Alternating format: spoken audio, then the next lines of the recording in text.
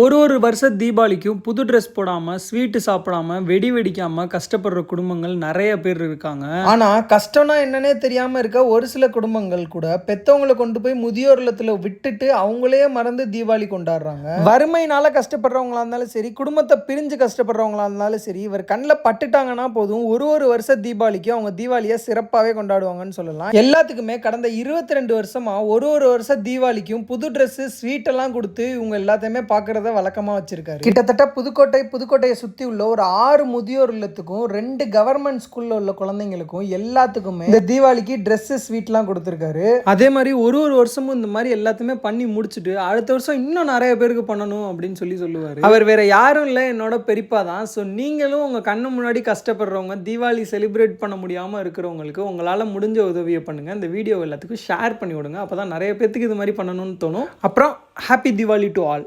இதெல்லாம் வந்து மனசு பெருசு. கேட்கல.